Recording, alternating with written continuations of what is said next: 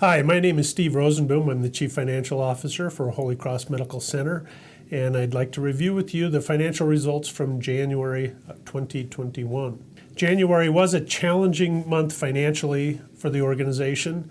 Volumes were stronger, but our expenses were still very high. A lot of those expenses are directly related to our COVID preparation in anticipation of a potential surge.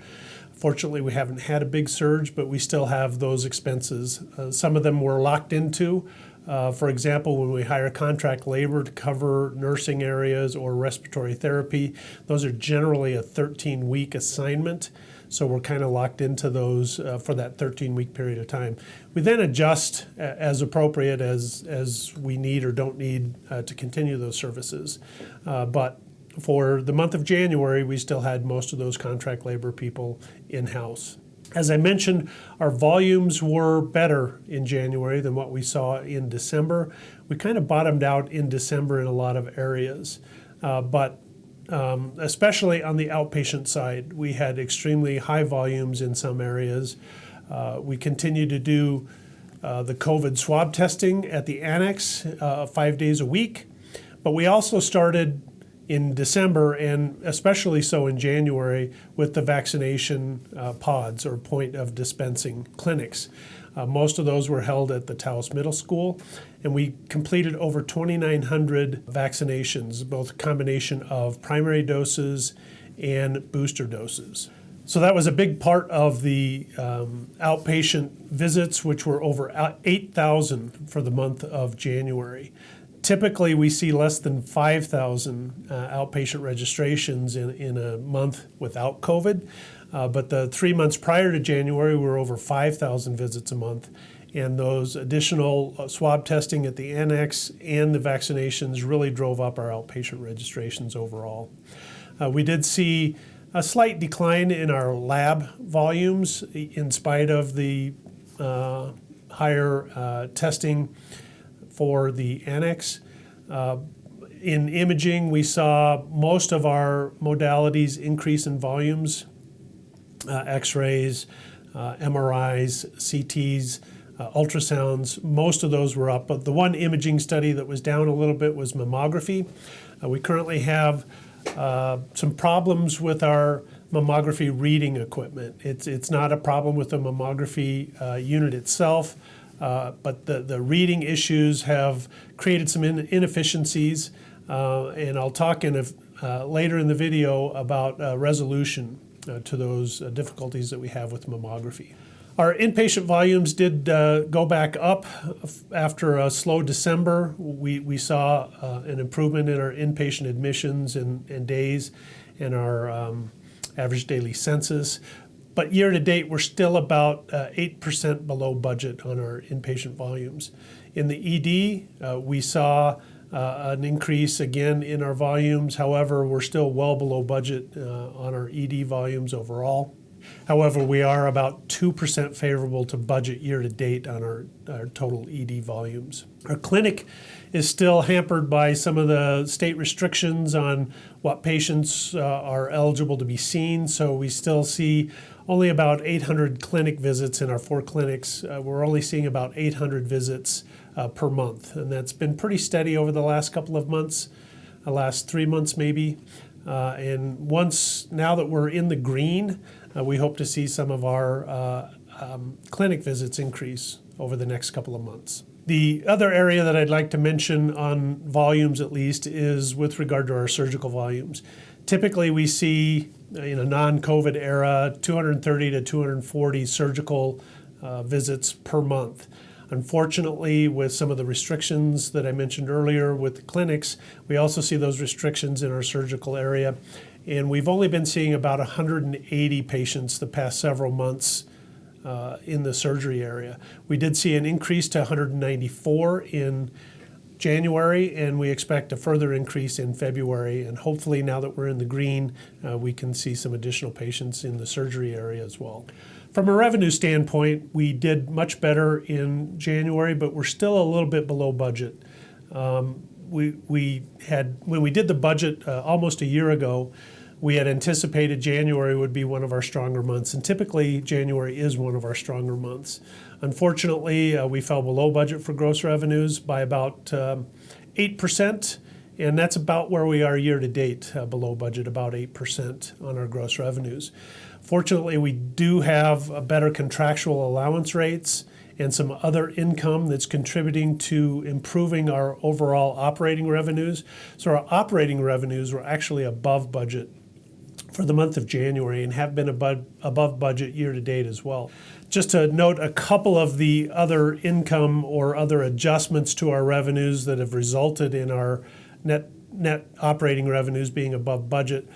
We've had higher costs over the past several months, really over the course of our fiscal year to date, which started in June. And our volumes have been a little bit below budget. So as a critical access hospital with the Medicare program, we are reimbursed based on our costs. So when our costs go up, we see higher reimbursement. Unfortunately, that higher reimbursement often lags the actual increase in the cost by several months. But Medicare has been catching up, if I can refer to it that way, on some of those shortfall in payments based on our cost. Our cost report, which is submitted in October of each year, even though our fiscal year ends in May, we're given 5 months to submit our cost report. So we submitted that in October. In February, actually, we received a tentative settlement based on our cost report of about $1 million. Earlier in January, we had received an additional $450,000 payment for our fiscal year 2021 activity from June through December, based on the submitted cost report and what those rates should have been adjusted to. In addition to those two payments, we're anticipating another significant payment based on an interim rate report or interim rate review that was completed just last week. That interim rate review indicates a further increase in our costs, and an adjustment of our Medicare rates will be forthcoming probably in April. So we'll see another payment from Medicare to adjust our fiscal year-to-date activity to those new payment rates. On the other side of the coin, our Safety Net Care Pool, which is a Medicaid program administered by the state of New Mexico, we've received an audit of our 2019 activity, and it appears that we've been overpaid for 2019. That will offset a significant amount of the monies that we've received recently from Medicare. But until we get those final numbers, probably in April, I don't know exactly what to report, but if you continue to watch our videos each month, I'll continue to provide updates on both the Medicare payments we've received and the Medicaid payments that will probably have to be recouped. One other area of other income that we receive is our gross receipts tax. It's been a little bit lower the past couple of months than what we experienced September through November. We received about $92,000 in January, and that would have been for gross receipts tax levied in November. We're about 2 months behind in receiving our funding from the gross receipts tax from when it actually takes place. The other area of other income is we're recognizing or beginning to recognize some of the provider relief funding. We received the cash last year, but have not moved that cash from the balance sheet to the income statement in recognizing it as revenue. But in January, we did recognize about $200,000 of the provider relief funding for the month. And we tie that closely to what we're seeing from actual COVID-related expenses. We're not recognizing dollar for dollar, but we're recognizing about 50 cents on the dollar for that COVID relief, provider relief funding. And in January, bringing our year-to-date total to about half of what we spent. We've spent about $1.3 million directly on COVID-related expenses, and we've recognized year-to-date about $650,000 related to that $1.3 million. Now, moving on to expenses, as I mentioned, our expenses have been quite high, about $6.5 million per month the last couple of months. In January, our salary and wages expenses were a little bit above budget. more significantly were our benefits. Our group health insurance was a little bit higher, and that's directly related to the utilization of our group health benefits by our employees. But we also had a significant increase in our vacation time that's been accrued for our employees. We converted with our union agreement. We had a $2 increase in January, $2 per hour for all employees. That impacts how much we have accrued for vacation benefit. And that was an impact of about $85,000 just in the month of January to catch up that accrual based on what employee current salaries and wages are. I've mentioned several times that we've had higher expenses related to COVID, and it was about just under $600,000 in the month of January. $228,000 of that was directly related to our reference lab tests, $228,000 to LabCorp. We also had about $170,000 of other supplies directly related to COVID. Part of that supply cost was the construction of the 3 temporary buildings that we have outside our emergency entrance right now. With the guidance that is out there right now, those buildings normally may have been considered as a capital expense, but with the guidance that we have, because they're directly related to COVID and are temporary in nature, we were able to recognize the entire expense of that as a supply type or minor equipment type of expense rather than capitalizing that. The other area that was a pretty significant expense was about $130,000 of contract labor. I mentioned that earlier, that we have nurses, we have respiratory therapists that have 13-week contracts as contract labor coming in. Some of those contracts will be expiring in the next couple of months, and depending on what the status of COVID is, what our requirements we think we might need, we may or may not renew some of those contracts going forward.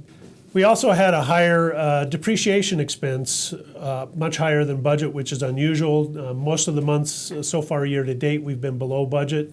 Part of that is because we haven't capitalized some of the projects that have been in place.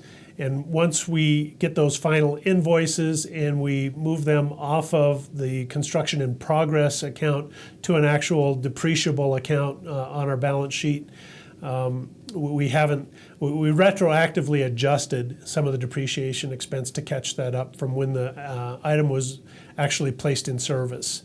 So we may have placed an item in service prior to receiving all the invoices, and we typically don't move from CIP to depreciable asset account until we've received all the invoices. So there was some catch up of depreciation. Year to date, we're pretty much right on budget, what we expected to be for depreciation for the year. So we did incur a loss for the month of about $165,000 in January. In addition to that, our mill levy requests have been below what we budgeted. So even though our year-to-date operating loss is about $416,000, but when you add in the mill levy funding that we've received, that actually becomes a positive about $440,000. That's still well below what we had anticipated spending on the mill levy, and there's 2 reasons for that. One is we've intentionally slowed down our mill levy spending because of the expiration of the previous mill levy. So we have to kind of cover a gap of about 18 months between the expiration of the old mill levy and the reauthorization of the mill levy going forward. So we've kind of intentionally not spent as aggressively as we had budgeted. The second part of that is we do have a lot of items that are currently in, I'll call construction in progress, as I referenced earlier. And until those projects are complete, we don't petition the county for the refund of that out of our mill levy account with the county. We have about $600,000 of projects in process that as soon as those are completed, we will be requesting the mill levy funding from the county. We still have about $1.5 million total from which that $600,000 will come from, but that still leaves us about $900,000 to consume over the next several months until the new mill levy funding starts coming in November. Our days cash on hand is still at 84. Our accounts receivable and our accounts payable days are well within industry expectations for a hospital our size. We do have to keep in mind, however, that about $7 million of our total $17 million of cash on hand will probably need to be repaid. The Medicare accelerated payments that we received, the $7 million that I referenced, will probably need to be repaid starting in April.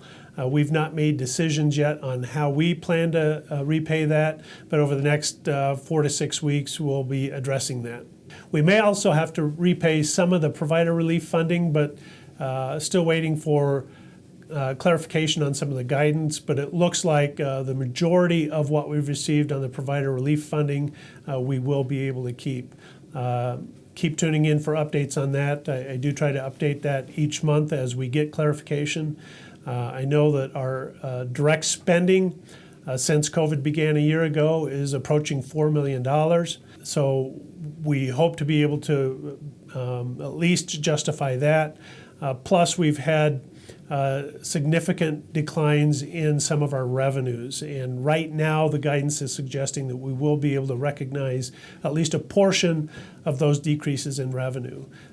So we continue to work with our auditors, Clifton Larson Allen, to verify what we can and cannot claim. And as I said, I'll continue to provide updates that on each month as we get clarification going forward. The only other thing discussed at the board meeting was not an approval for, but a preliminary discussion on replacement of our mammography machine.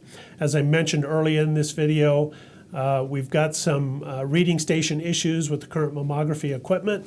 Repair of those of that reading station is estimated to be a minimum of $32,000.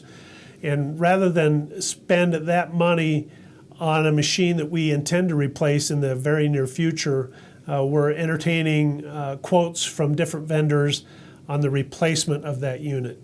If we replace the unit, what we would like to do, subject to board approval next month, is upgrade to the latest and greatest equipment with the latest technology. To do so is a very expensive adventure. It's a cost of about $400,000. We have had in our budget for the past several years $350,000 to replace that unit, but have not pulled the trigger. But with this recent development on the reading station, we do believe it's time to move forward. We hope to implement or purchase a unit that would be top of the line and actually have technology that would be leading technology in the entire state of New Mexico. Not just northern New Mexico, but the entire state. So we'll be bringing that back to the board for review at our March board meeting. Hopefully we have all the quotes that we've solicited, and we'll have more details to share with the board. And I hope in our next video I can share with you that we've purchased that equipment, really enhancing our ability to do mammography, and hopefully more patients will stay in our market for those services. That's my report for the month of January. Thank you very much for watching.